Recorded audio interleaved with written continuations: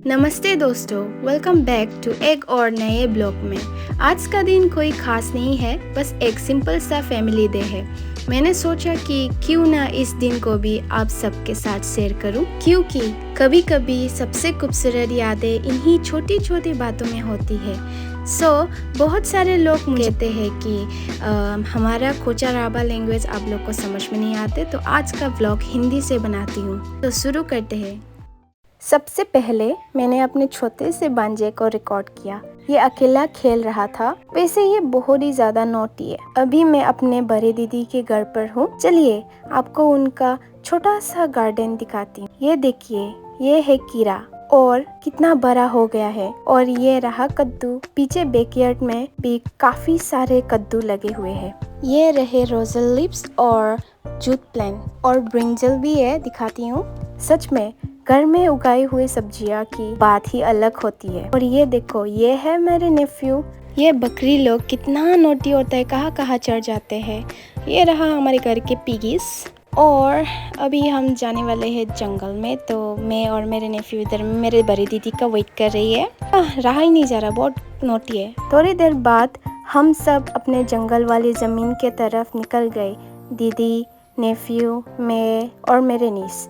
वहाँ वर्कर्स जमीन साफ कर रहे हैं, क्योंकि यहाँ फ्यूचर में रबर के पेड़ लगाए जाएंगे। अभी उसकी तैयारी चल रही है, इसलिए हम काम देखने आ गए। वैसे एक बात बताऊं, मैंने ये जगह पहले कभी नहीं देखी थी। बचपन से ही मैं घर से दूर रही हूँ और सिर्फ वेकेशंस में ही घर आती थी। और जब भी आती थी, कभी यहाँ इस जमीन को देखने का मौका ही नहीं मिला। बस एक दिन पहले ही मैंने पहली बार इस जगह को देखा।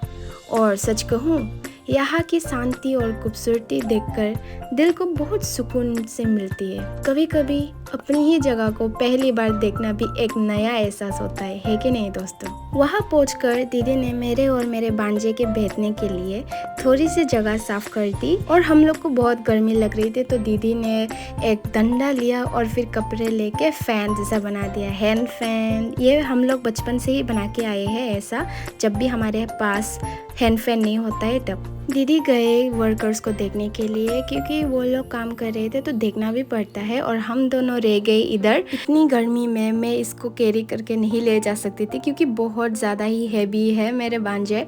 और इधर ये अकेले खेल रही है और मैं उसको देख रही हूँ, हैंड फैन चला रही हूँ। क्या ये बोलूँ, घर का महाराजा जो है। बिया बिया अया बिंग लिया, बिया बिया बिया रो रो रो रो रो।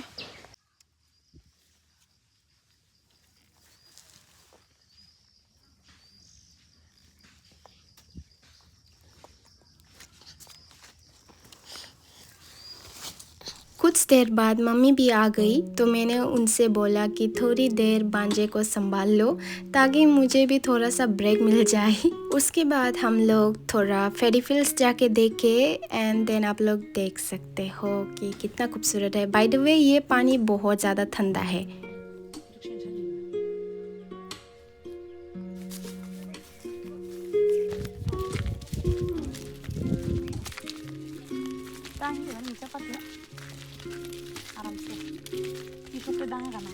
उसके बाद हम अपने दान के खेत की तरफ गए। वहाँ भी वर्कर्स घास साफ कर रहे थे और हमें भांजे की मिल्क बोतल भी ले जानी थी, क्योंकि मम्मी उसे जंगल में लाना भूल गई थी।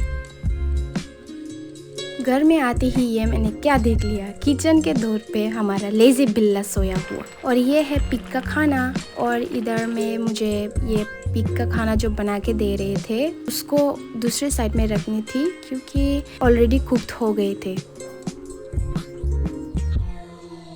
जीजू ने हमारे लिए बाज़ार से ठंडी ठंडी कोल्ड ड्रिंक्स ला के दिए।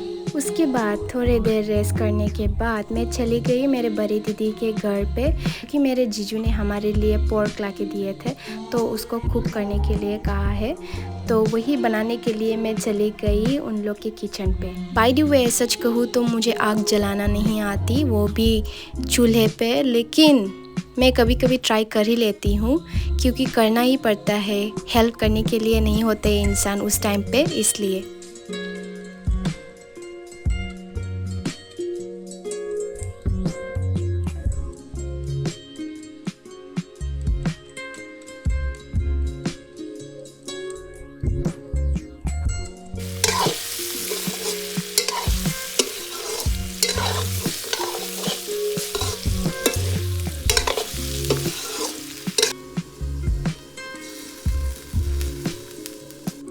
किचन के अंदर बहुत ज़्यादा गर्मी लगती है, इसलिए मैं बाहर आ गई थोड़ा हवा खाने के लिए। आज कुछ ज़्यादा ही गर्मी है, पता नहीं क्यों, लेकिन हमेशा तो बारिश होता है, लेकिन आज कुछ ज़्यादा ही गर्मी थी। गर्मी में मेरे दीदी जैकफ्रूट खा रही है। मुझे एकदम राइप जैकफ्रूट पसंद है क्योंकि मुझसे खाया ही नहीं जाती वो।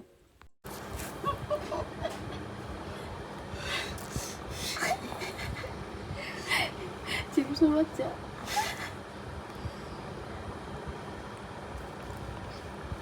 Rất say cầm là ayu bilang beda ayu per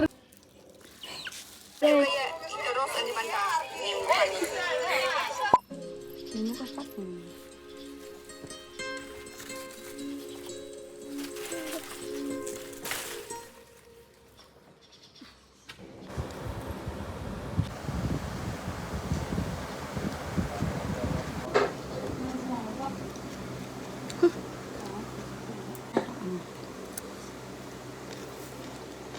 तो अभी मेरा पोर्क करी भी कुक हो चुके हैं और अभी बारी है हमारे लंच खाने का। तो दीदी और मैं अभी फ़िलहाल लंच खा रही हूँ और थोड़ी देर रहने के बाद मैं वापस अपने घर आ गई। तो आज के लिए बस इतना ही, बाय।